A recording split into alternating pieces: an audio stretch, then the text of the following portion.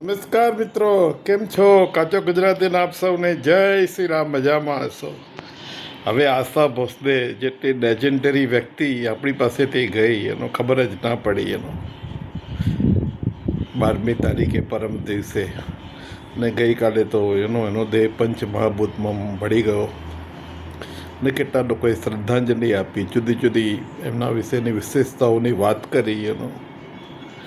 કારણ કે લતા મંગેશકરની નાની બહેન, અને લતા મંગેશકર જ્યારે આશા 12-13 વર્ષની હતી ત્યારે ઓલરેડી લતા મંગેશકર છવાઈ ગયેલી હતી બોલિવૂડ ઇન્ડસ્ટ્રીમાં. નોટ ઓનલી ધેટ, શમશાદ બેગમનો જમાનો હતો, ગીતા દત્ત પણ એ વખતે છવાયેલી હતી. એટલે આશા ભોસલે માટે કોઈ જગ્યા જ નહોતી. આશા ભોસલે વિચાર્યું કે મારે ઘૂસવું પડશે તો કંઈક જુદું કરવું પડશે, ડુ ઇટ ડિફરન્ટલી. આપણે જે મેનેજમેન્ટનો કોન્સેપ્ટ આવે છે ને, સમથિંગ ડિફરન્ટ.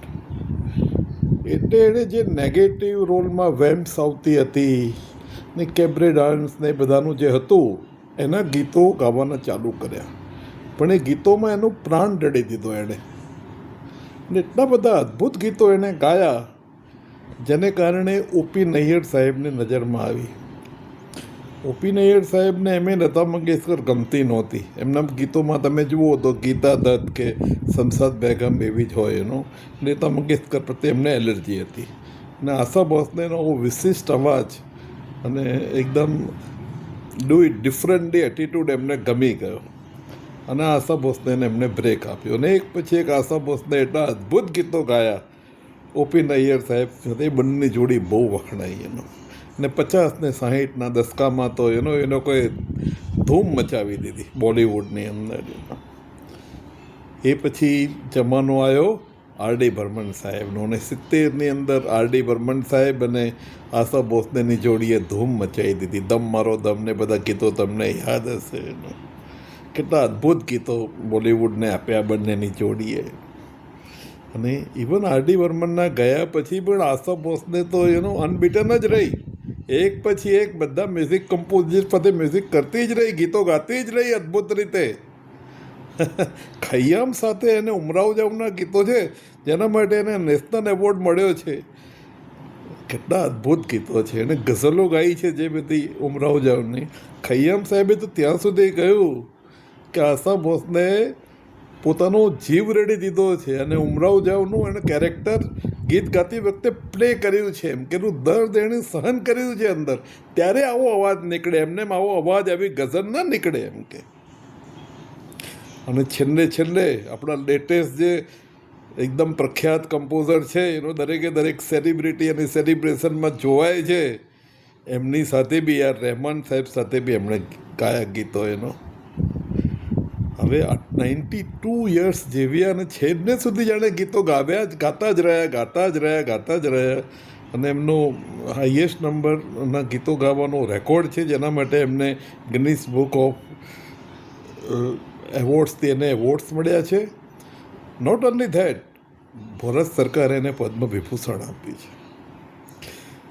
એકચ્યુઅલી તમે જુઓ ને, જે સારી સિંગર્સ થઈ ગઈ, ગાયિકાઓ થઈ ગઈ બોલિવૂડની અંદર, એ મોટાભાગની નાબૂ જેવી છે અને બહુ મોટા એવોર્ડ લઈ ગઈ છે. એની સિસ્ટરની વાત કરીએ તો લતા મંગેશકર 92 યર્સ જેવી, 92 વર્ષ જેવી, અને ભારત ભૂષણ લઈ ગઈ.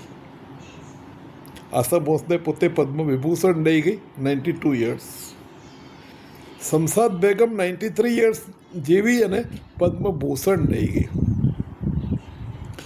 વાણી જયરામ બી 92 યર્સ જેવી અને પદ્મભૂષણ લઈ ગઈ. અને સુમન કલ્યાણપુર અત્યારે 89 જીવે છે અને પદ્મભૂષણ એને મળી ગયું છે. એટલે આ ટ્રેન્ડ જે ગાયિકાઓનો છે એ અદ્ભુત છે, એને અદ્ભુત ગીતો ગાયા છે. આવો સિમિલર ટ્રેન્ડ મેલ વોઇસમાં આપણને જોવા નથી મળતો. ખૂબ લાંબુ જીવ્યા છે, છેલ્લે સુધી એક્ટિવ રહ્યા છે. અને આપણને ખબર છે કે વાણી જયરામ અને સુમન કલ્યાણપુરને લતા મંગેશકરને કારણે કેટલી તકલીફ પડી. લતા મંગેશકરને આપણે ભારત ભૂષણનો એવોર્ડ મળ્યો, અને ભારતની રત્ન છે, ભારત રત્ન છે. પણ રત્નમાં બી કોઈક ડાઘ તો રહી જાય ને, થોડો ઘણો. એ ડાઘ રહી ગયો છે કે ભાઈ એણે બધા નવા ઉગતા યુવાનોને એણે દબાઈ દીધા અને એને ચાન્સ ના આપ્યો, પોલિટિક્સ રમ્યો, એવું બધું કર્યું એણે. જેને કારણે વાણી જયરામને જેણે બોલે રે પપીહરા ગીત ધમાલ મચાવી દીધી, ધૂમ ન મચાવી દીધી, એને સાઉથમાં જવું પડે અને પછી એને સાઉથમાં ધૂમ મચાવી એનો, પણ બોલિવૂડમાં એને ચાન્સ ના મળ્યો. એવી રીતે સુમન કલ્યાણપુર જ્યારે રફી સાહેબ અને લતા મંગેશકર વચ્ચે રોયલ્ટી બાબતે ડિસએગ્રીમેન્ટ થયું અને એ લોકોએ 5-6 વર્ષ કોઈ ગીત સાથે ના ગાયા, ત્યારે સુમન કલ્યાણપુરને ચાન્સ મળ્યો અને એણે કેટલા અદ્ભુત ગીતા ગાયા છે, કેટલા અદ્ભુત. અને એટલે શું છે કે સુમન કલ્યાણપુર બી પદ્મભૂષણ લઈ ગઈ છે, એનું એટલું બધું પ્રદાન છે, કોન્ટ્રીબ્યુશન છે બોલિવૂડની અંદર.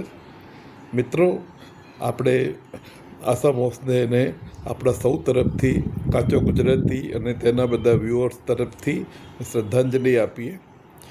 તેમને સદગતિ પ્રાપ્ત થાય અને ઇટરનલ પીસ પ્રાપ્ત થાય એવી આપણી બધાની પ્રાર્થના છે. આભાર. Thank you so much. So nice.